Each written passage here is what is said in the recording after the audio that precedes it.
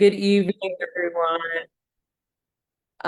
My name is Kaylre Greaves. I'd love to welcome everyone to tonight's SMFC webinar, the EM Peds Fellow panel sharing their advice and insights on preparing for the Sports Medicine Fellowship match.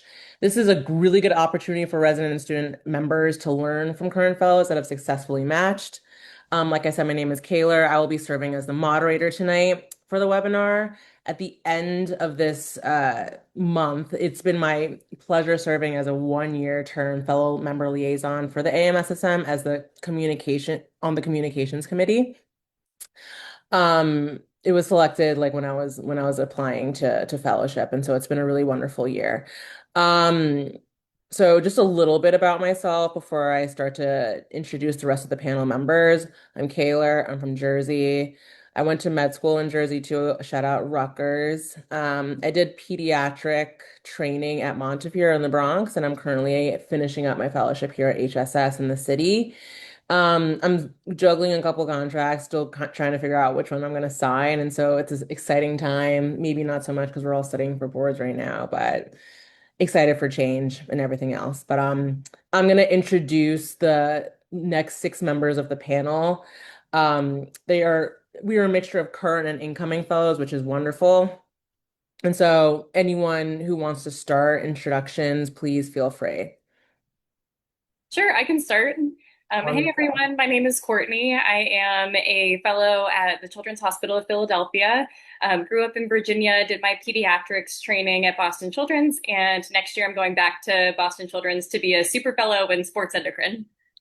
And I'll popcorn over to Hans.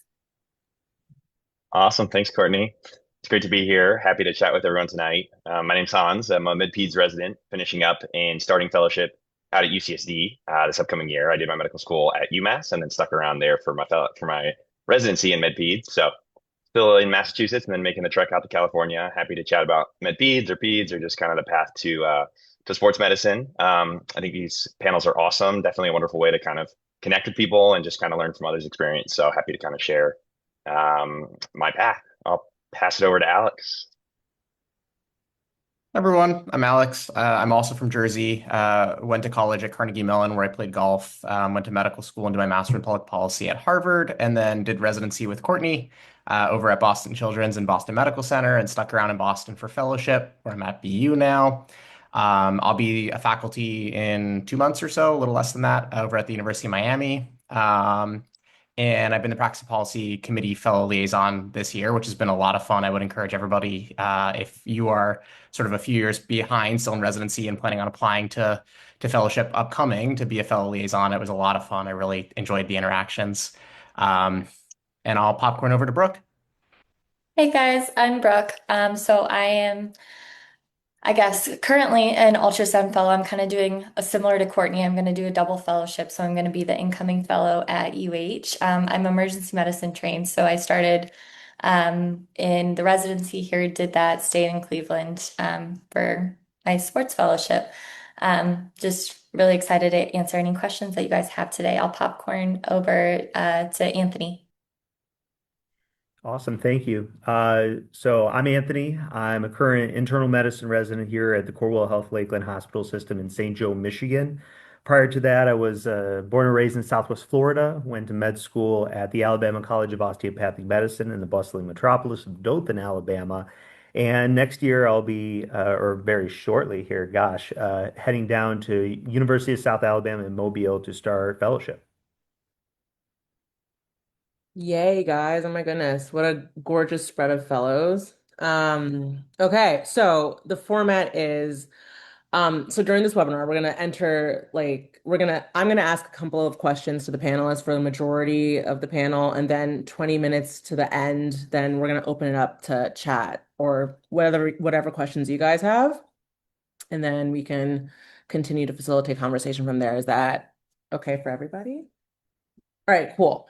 So I'm just gonna go through my pre-list questions here. So, obviously, sports medicine is not a really common fellowship or common pathway for EM, IM, and PEDS residents alike. And so, how did you approach that conversation of wanting to do sports medicine with like your PD? And when did you know you want to pursue it?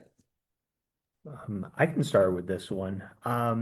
As an IM resident here, it was a little tough at start. There was a little bit of pushing and shoving, if you will, just because a lot of programs, especially in IM, they don't know that sports medicine is a pathway that you could do, especially primary care sports. They tend to associate that with orthopedics or other specialties like family medicine, like our program here has.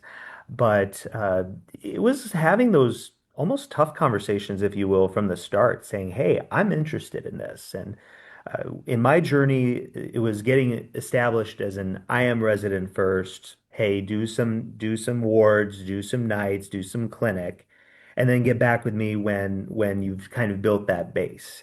And since then, and working, I ended up going back to my program saying, "Hey, respectfully, I didn't stutter. I'm still very interested in this."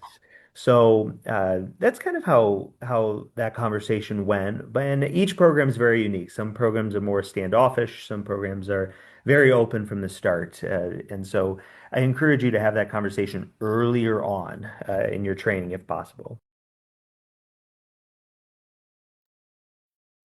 Yeah, I suppose my experience was a little bit different. I think I came into residency thinking I wanted to do maybe sports med, maybe pediatric emergency medicine, and made that known to my PD and some other faculty leadership. And as I got through intern year, I realized kind of at the end that I actually wanted to do sports medicine. And so I started having conversations with our chiefs to set up my schedule so that I could sort of have opportunities at the end of my second year to learn some sports medicine locally so that I could do some away rotations in PGY3. Um, and I also started to have conversations with faculty in sports medicine in the Boston area just to get to know sort of what opportunities were available.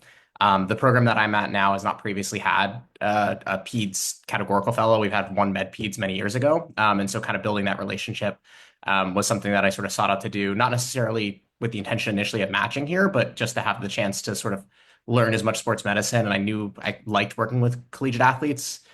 The adolescent young adult population was the reason I chose pediatrics in the first place. And so having the chance to be at have coverage and exposure to collegiate athletes and young adult athletes was something that I sort of set out from the beginning. And so kind of making sure that the faculty leadership within sports medicine and then within my sort of pediatrics residency program were aware of that interest, I think was really helpful. And thinking through how I wanted my schedule set up far in advance made it a lot easier.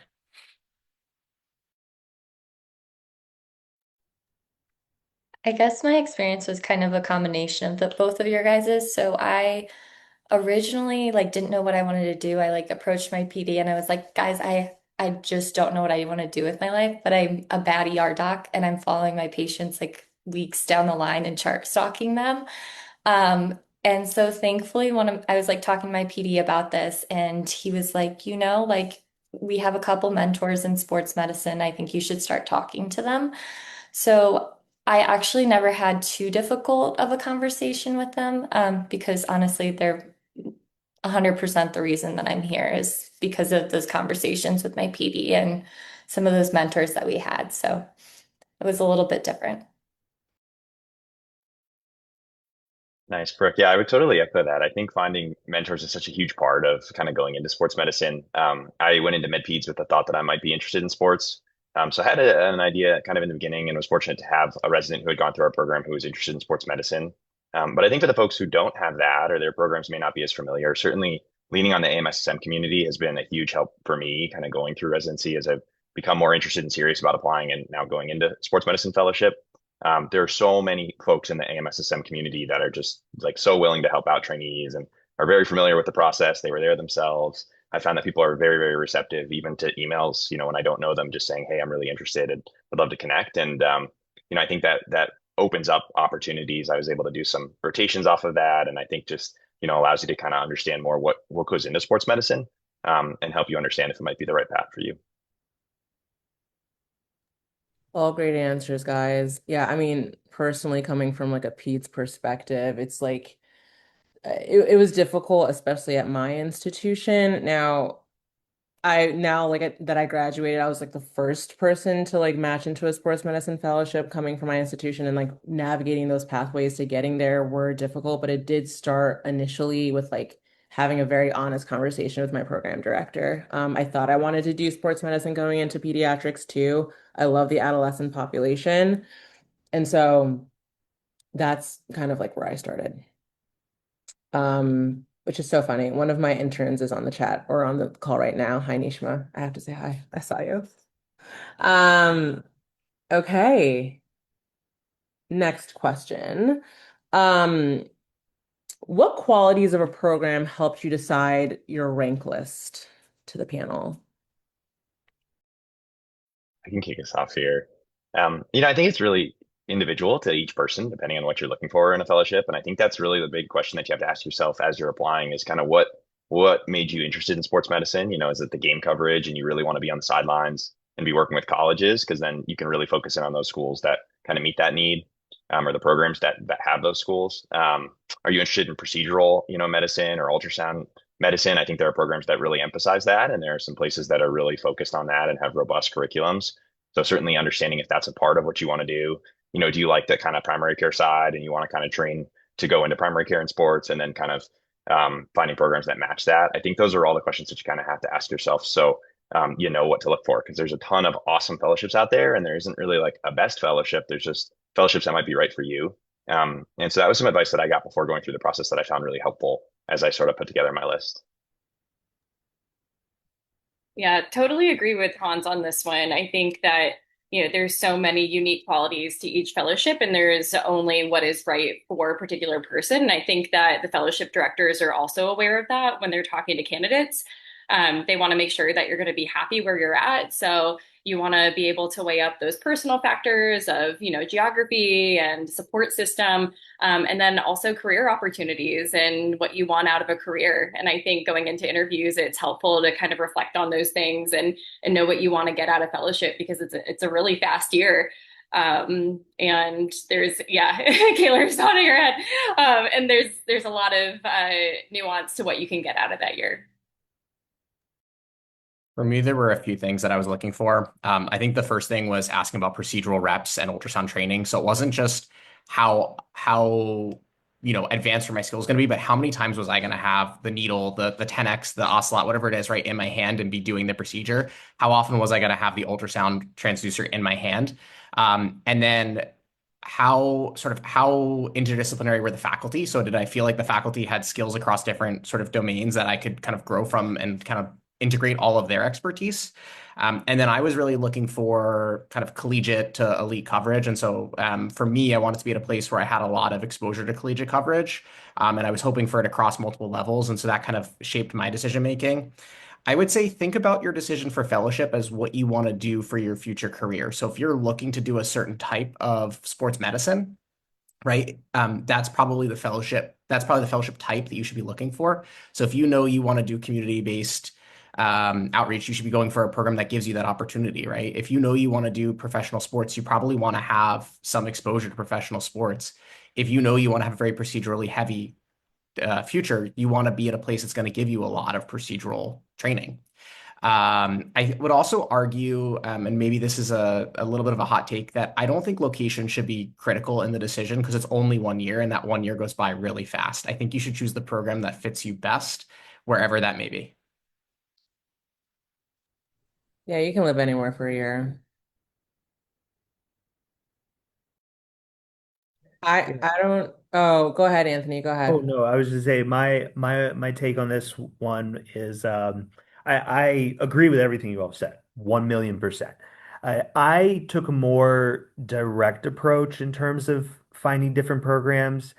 As an IM applicant, few and far between for us in terms of applications. So I did actually look into what programs have ever taken an IM applicant, because one thing that oftentimes doesn't go up and come up in those initial conversations is your continuity. You have to do 10% of your continuity in your original specialty of training.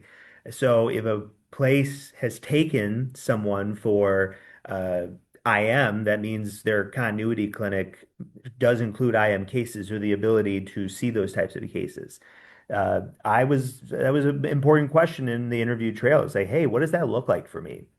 And if a place could not answer, oh yeah, this is what it looks like, and kind of give a quick and concrete answer, then it made me think a little. But nonetheless, yes, if you whatever the experience that you want to get out of a program, that's what you should be looking for. And programs are very good at letting you know what they will broadcast, what they like to do, and what's available. Yeah, Anthony, I completely echo that. Coming from a PEDS perspective, that's also very, very important. Not a lot of programs take PEDS, and that is something that like narrowed my list like considerably because I'm not going to waste my time. Unless I really wanted to go to a program, I wouldn't like even think about applying to it. But also, unlike Alex, I didn't really know how I wanted my practice to be. I wasn't sure if I wanted to be like heavy team doc or heavy clinic. And so I honestly tried to find a program that had it all so I can just see what I loved and what I hated and the volume that I wanted or like could see myself working with. And then also I was very adamant on having like the multi-level of like tra elite sports coverage, like from, professional to college to local. That was very important to me as well. All right, that was great, guys. Oh my gosh. All right. So, next questions. What are some common questions you encountered on the interview trail?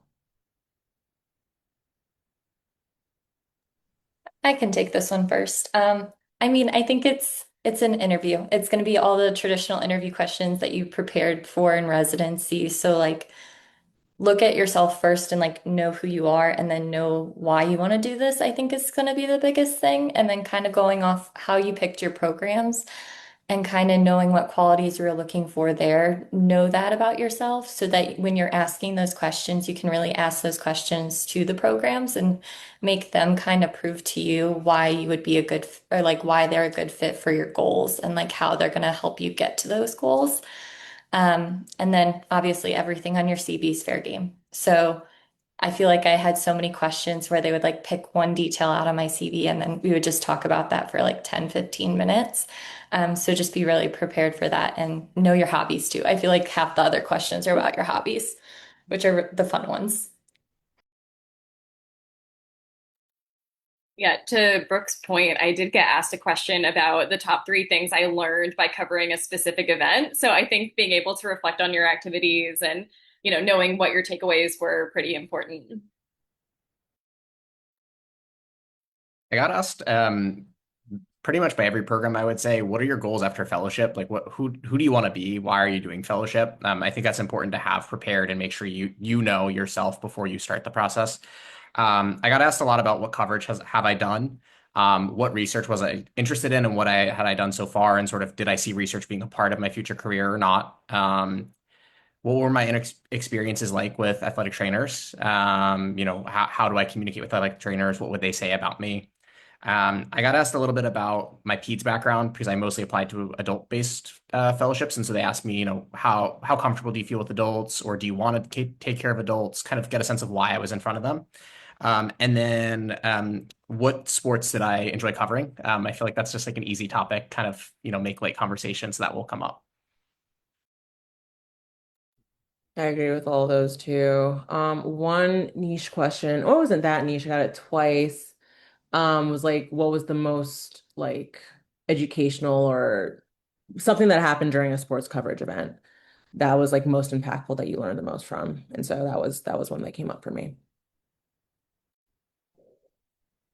Yeah, I would also echo kind of what's been said. I think sometimes, whether or not it's a good question, I was asked why I did med peds, applying to some of the family medicine paths or other paths. And sort of the advice that I had received that I found really valuable is just embrace your primary specialty. All the specialists, all the specialties on this call are coming from maybe the kind of less traditionally represented in sports medicine. And I think that's a bonus, right? I mean, you have this whole area of expertise that you're bringing to the fellowship or the training program. And I think it's really valuable to kind of lean into that and just kind of express why you went into the field that you went into and why you think that's going to help you in your career. And I think that especially with peds and an IM and an EM, you bring something maybe unique to the table. So I kind of found that led to some interesting conversations. And then otherwise, yeah, just kind of knowing your background, being familiar with the things that you put down. Sometimes it's something small that someone may want to kind of bring up and just chat about. So just kind of trying to represent yourself well in your application and just being true to yourself, I think is important. Amazing, guys. Okay. So what kind of experience should applicants try to gain if they're interested in applying sports medicine fellowship? Outside of like, I mean, I guess outside of like game coverage, but like maybe more niche experiences. I'll answer this one actually. So at my institution, and instead of like traditional like game coverage, I actually did a lot of PM&R coverage. And so like a lot of that population I worked with, which still counted, but also that medicine is just so, so different and you just never know where you're going to end up. And so if you can kind of get into that population too, I think that is also super beneficial. And I'm having so many board prep questions about like how to work with that population as well. So it's definitely beneficial.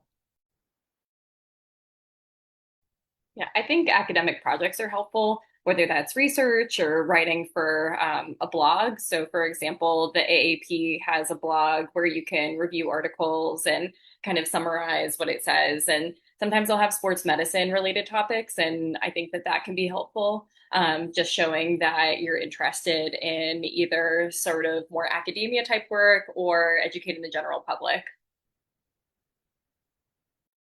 Yeah, I think echoing that, getting involved in AMSSM is helpful. Not necessarily like leadership, although that's great if you are willing to or excited to do that. But I think, presenting a poster at AMSSM or podium, going to the conference, even getting to meet people in the organization, I think makes you a little bit kind of have a better sense of what fellowship entails and what you're looking for in the field. I would say that, other ways that you can do academic or scholarly work besides a poster, besides a formal academic project, such as a narrative review or editorial or, retrospective cohort study type stuff. You can also do teaching. So you can be the person in your residency that's teaching the sports medicine topics. And the way that you get that, I think, is also important is that you spend time trying to do some clinical sports medicine or musculoskeletal medicine type things. And if you don't have sports medicine at your institution, that may come in the form of working with an orthopedic provider at your institution or somebody who's in physiatry who's not sports medicine trained, like working with people who have those skills and just building your kind of repertoire that you can teach back to your residency. I would think, I don't want to speak for every specialty, but I would think for all the specialties in this field that sports medicine training, musculoskeletal training is always helpful for all the residents in these fields. It's something I think that probably lacks in all of our fields. And so getting that background is helpful and giving it back to the program.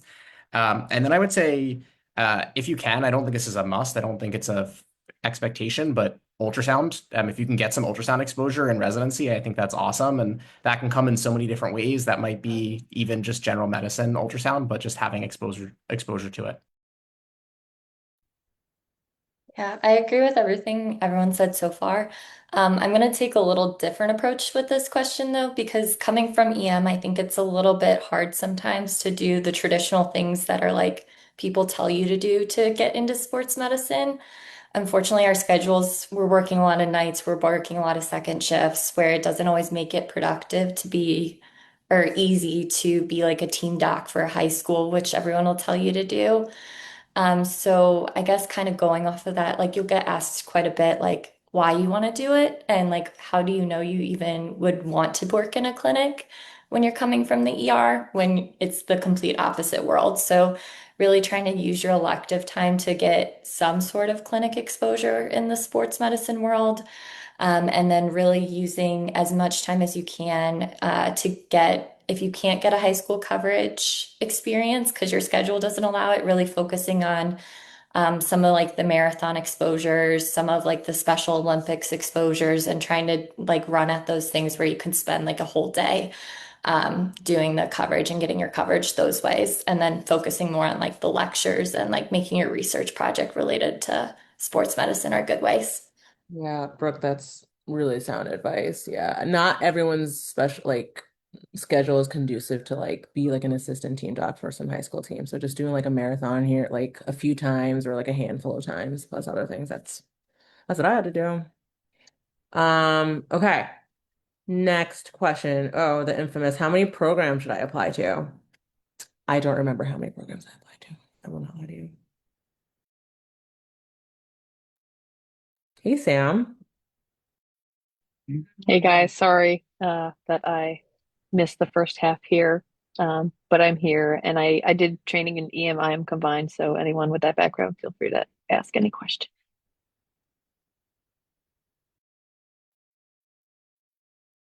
Nice. Just repeat the question. I don't know if you heard the question, Sam, and everyone else. The question was, how many programs should I apply to? I can kick us off here. It's a tough question, right? And it's hard to know because there's some data out there, and there's some YouTube videos from AMSSM where the program directors get together and kind of talk about it, and they'll give you different advice. Um, I guess I would say apply to the programs that you're genuinely interested in. Take a look at the list, go through the list, see what programs call out to you, and then kind of go through and see if you'd be interested in them. It's a little hard to predict kind of which places you'll get interviews at. So I would just kind of go off of a list of which programs would you genuinely want to go to. I don't think people generally shotgun kind of all the programs, but I do think that helped me kind of put together my list. I did use sort of, geographical location a little bit, and then just programs that I thought would be interesting. And that put me somewhere I think I was in the mid 20s, which, is really variable. I don't know that you necessarily need to apply to that many. I think that was maybe more than I needed to, but it was hard to know. And so I would say start there and then maybe ask around. Think a lot of it depends on what you're seeking. So as Anthony mentioned, as folks who are applying from less traditional fields, if you will, making sure that the programs you're applying to are friendly to that program. So one thing I did when I was going through the search process, I maybe generated a list of, I don't know, 50 places that kind of off the top of my head appealed to me. Kind of trying to leave geography independent, but I knew I wanted to stay sort of Midwest and East. I didn't necessarily want to go to the West Coast. And from there, then I actually just looked through a lot of the programs and said, is there any record of anybody going there from peds? I tried to ask around, is there do they seem friendly to that? And I think I even emailed a few that I wasn't so certain of, just in the interest of sort of saving money and time and not applying to places that I didn't feel like would be interested in me. I think if you are somebody who is trying to stay within your field, I think peds is probably the most linear example. If you're a peds trained resident interested in going into a peds fellowship, you probably don't have to apply to quite as many if you were somebody who is applying into something that doesn't have a lot of sponsored the department sponsored spots, or you're trying to kind of go outside of those sponsored department spots. So I think that's the consideration. I ended up applying to, I want to say, about 20 programs, but I'm not fully recalling the exact number. Yeah, to Alex's point, I heard in a presentation recently that there's 11 PEDS-based programs and like maybe 250 sports-based programs in the country. So there's not all that many. And then maybe Joan can help us out on this one, but I know that there used to be a tool on the AMSSM website where you could filter through if a program took a pediatrics applicant or an IM applicant, et cetera. I guess from an EM standpoint, I don't remember how many I applied to, but I definitely did the similar to everyone else, and I would make like triple check and like email all the PDs and ask if they took EM applicants because I didn't want to waste anyone's time interviewing for a spot that I knew that they weren't going to even have space for. I think, Brooke, jumping off that point, there's a difference between taking an applicant and having previously matched an applicant. So just there's a subtlety there, but it's probably worth asking, have you matched or highly ranked an applicant in that field before is probably the way to ask the question to make sure you are not necessarily using time that you don't feel like will be well spent. Because if it's in person, you're spending your own money. Yeah, I would say to my experience, I applied to too many, but it's easy to say that on this side of the coin now. But what I did on top of, again, what programs take IM, what does that continuity look like? I mean, looked at different places and yes, some geographical preferences and wrote down some of the highlights that were on their website and then asked myself, could I do this for a year? And there were some places that I said, oh, well, they're very heavy in this coverage. And quite frankly, I'm not interested in this type of coverage versus this niche thing that this program excels in. So I wrote all that down and said, yes, do I want to do this for a year? And so that's in short how my experience was. Final count, like I said, too many, can't remember. I definitely think reaching out to ask, to the point that I mentioned as well, is really helpful. Asking the fellow, asking the program, it's a point of contact with the program, which I think is always valuable. And it also gives you direct piece of data to say, yes, this is true or this is not true, because sometimes it's hard to figure it out. And I think those conversations are also just helpful in understanding what programs offer. I bugged some of the folks who are on this call just talking about the fellowships themselves, and I think that was a really helpful tool for me. So I would definitely recommend that as well. Okay, so this next question is for my peds people. What was the process like, or what is the process like for a peds applicant applying to a program based in family medicine? Yeah, Alex, I Um, think this is you. yeah, I think this is me. I looked pretty heavily into all the programs that I applied to, and I sort of had an inkling that I wanted to go to either FM or PM&R house program because I knew I wanted to be doing a lot of procedural, procedures, and I also knew that I wanted to do a lot of collegiate and high level coverage, and for it just tends to happen that those programs tend to have a little bit more of that. That's not a uniform statement across all fellowships by any means. I also knew that I wanted to work with a slightly older population. Not, I was open to seeing kind of all ranges, and I think if you want procedural reps, you're going to see probably a lot of geriatric patients as well, and that kind of comes with that territory. That's where you're going to get a lot of your corticosteroid shots and PRP and things like that. And so you just have to sort of know that kind of at the foundation. For me, like I said, I curated my list and then I reached out to a lot of the programs that I wasn't sure about to get a sense, or I reached out to alumni of that program or active fellows.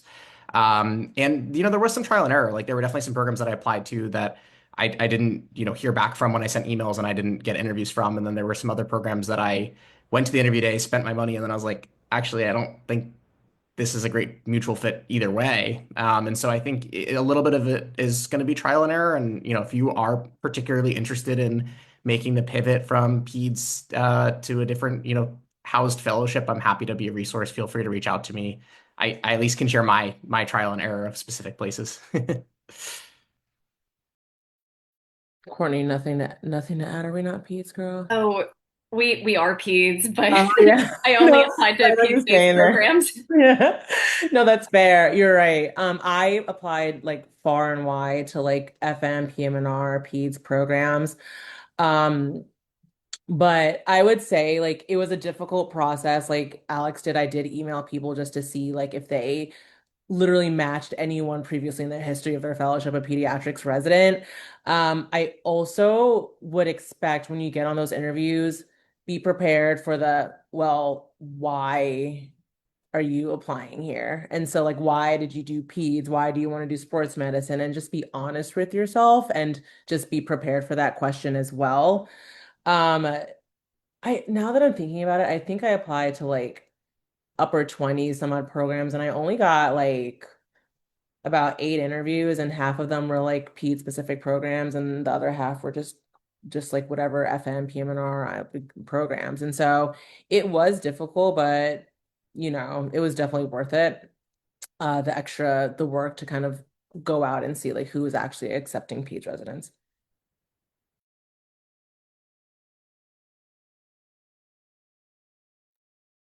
I'll just add in, I mean, MedPed's a little bit different for me, but if anyone's in a combined residency program, there are a lot of programs, or I guess some programs out in the country that have different tracks, and you actually can choose specifically which track you want to kind of apply into or which one you might be interested in.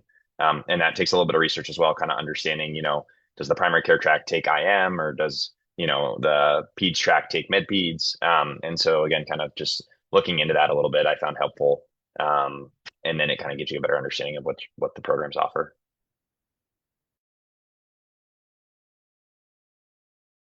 Okay, so this question, how do you balance studying for boards with fellowship?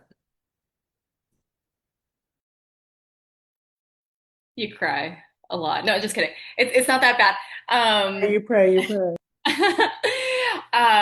I definitely used a lot of podcasts in the car, try to utilize the driving time because I think amongst a lot of sports programs, there's a lot of commute time just going to different sites. And then depending on when your boards are for pediatrics, they're in October. So there is a pretty large chunk of time in which you're trying to do fellowship and then you're also covering sports and you're trying to study for boards. And so there's a lot of things to juggle. So I would say start early, use all of your resources, including the ones that you can use in the car, even if it's just making yourself feel better. And then just be realistic about the amount of questions that you can do. Like, don't put a crazy amount of pressure on yourself to do 30 questions if you realistically only have time for 5 or 10. Yeah, I'll say I'm actually still figuring this out. I don't feel like I've perfected it over the year. And some rotations it'll be easier to do than others, and give yourself grace if you have a tough rotation that you can't get a lot of studying on.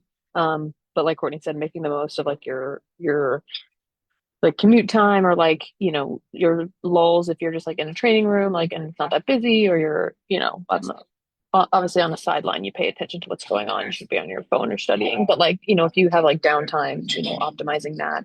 Podcasts are great. But yeah, it's not always perfect, but that's okay.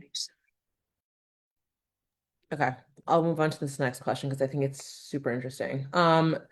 Looking back, what aspects of your application do you think strengthened your candidacy for fellowship the most?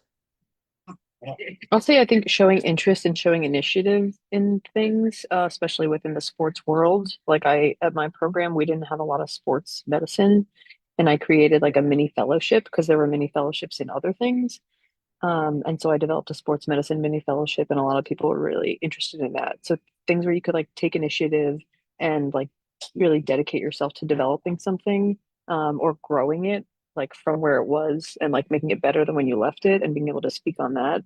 I think that was one of the most common things that I was asked about and people were excited to hear about.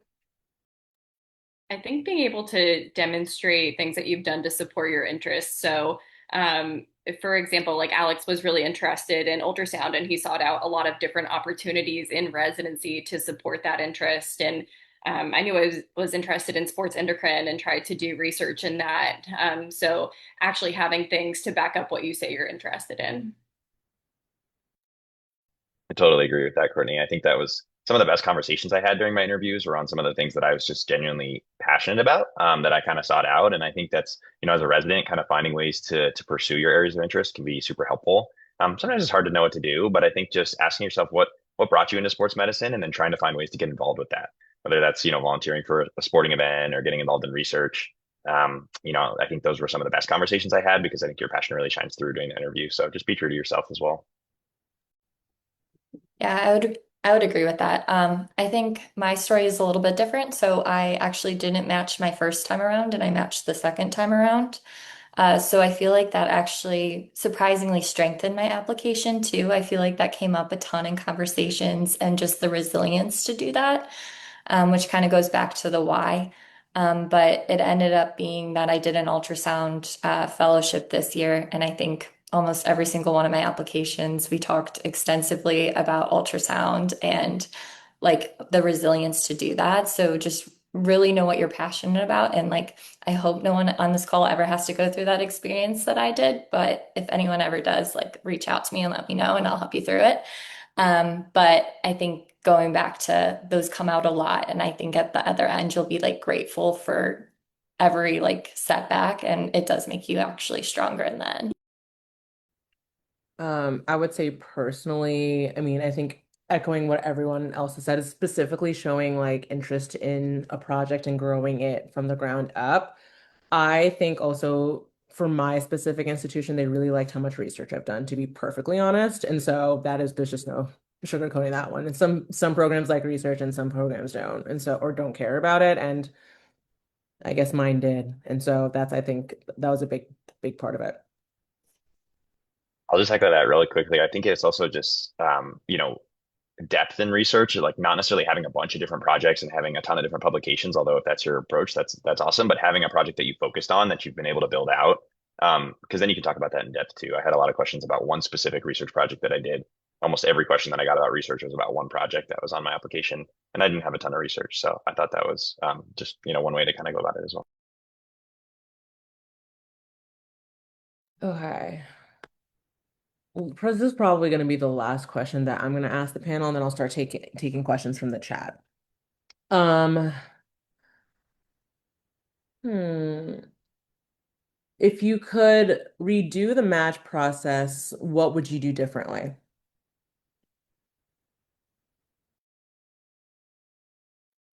Not change a thing.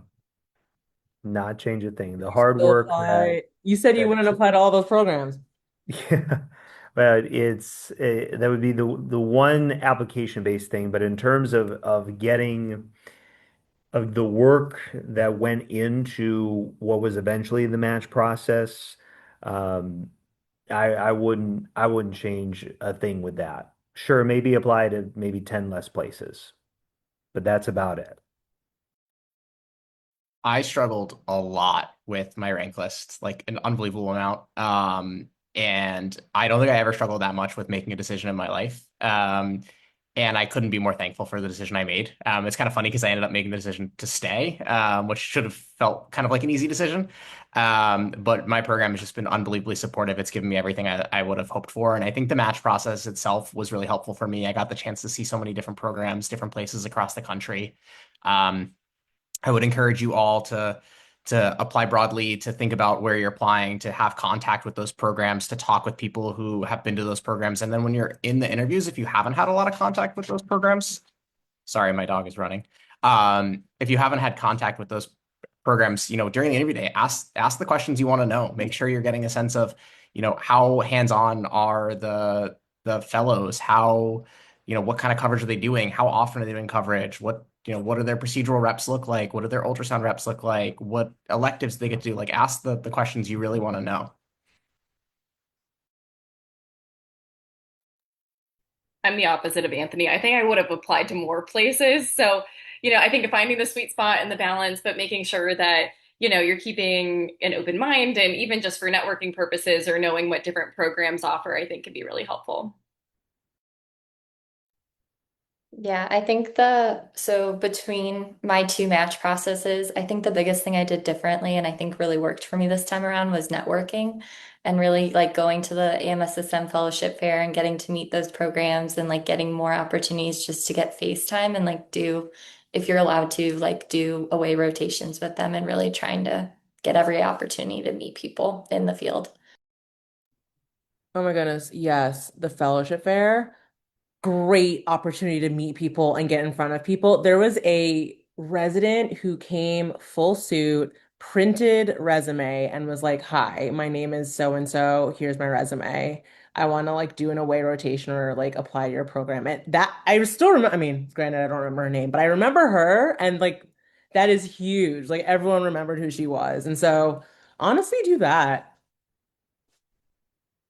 Yeah, networking is huge. I think it's just a huge part of sports medicine. The community is so small, and people love to having conversations and getting to know you. And I think the fellowship fair is a perfect example of that.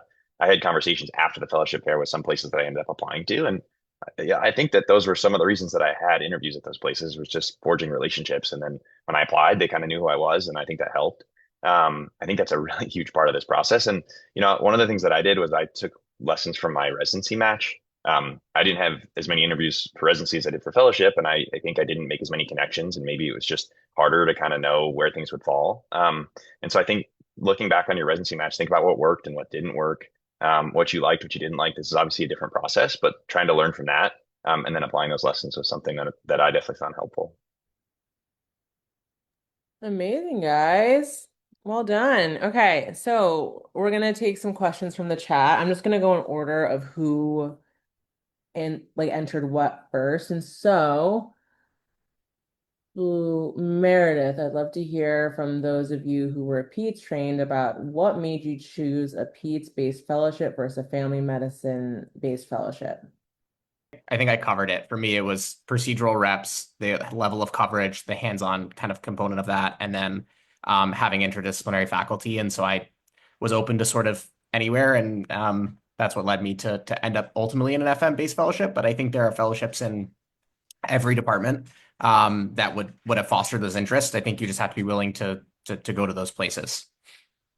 I'm aligned with you on that too.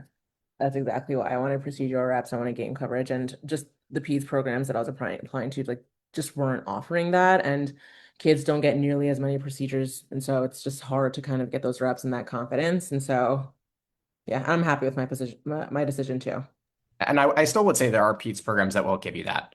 Well, they will. There Yeah, are there are. programs that will give you that in PEDS. I don't want to say that there aren't. Yes. Yeah, can confirm though. I'm pretty sure that I'm not getting as many reps as like a family medicine program. So I think that that is something to balance for sure. When I was applying to programs and considering the pediatrics programs, I was considering the population that I hope to work with in the future, which is performing artist athletes, and they tend to be on the younger side. So just keeping the career goals in mind.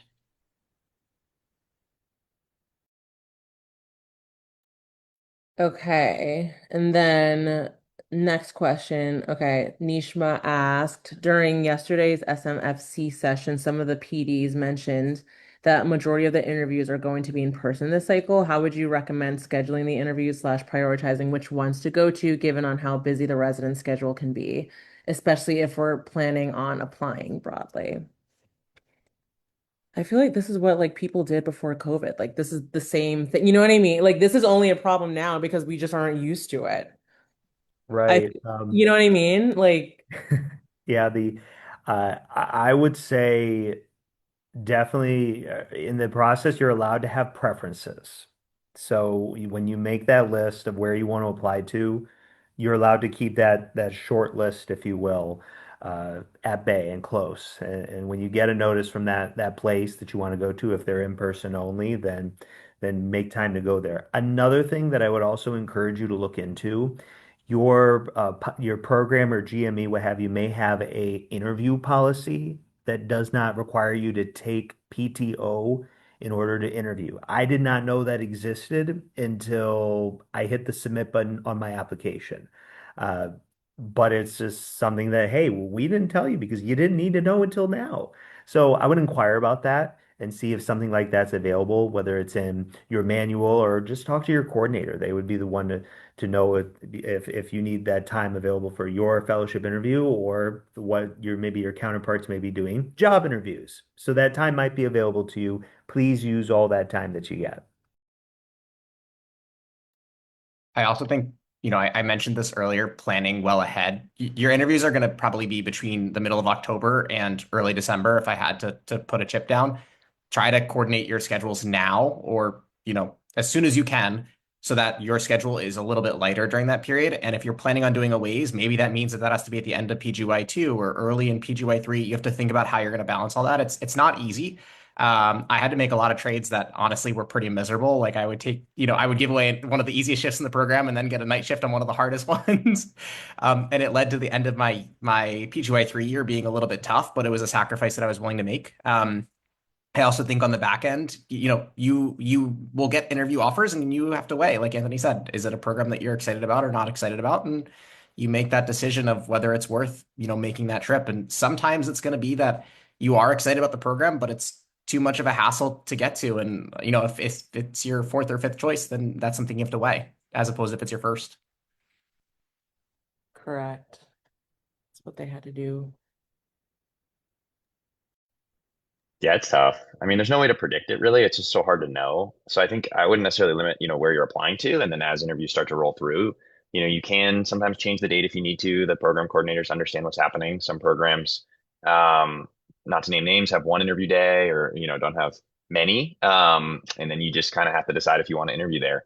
But I think, it's just about figuring out kind of what works best for you, and then sort of working with the program coordinators to try to make your schedule match. But I totally echo what Alex said. I think planning ahead is hugely helpful, because there are a lot of interviews, and when the ones are in person, it requires a lot of travel, and there's just no way around it. Yeah, I agree with that, what everyone said. I also think this is where your like co-residents really come in handy too, or your like coworkers. Just lean on them because like you'll be making trades all over the place to try to get shifts covered and sometimes doing it ahead of time to like help them out so they want to help you out later is really helpful too.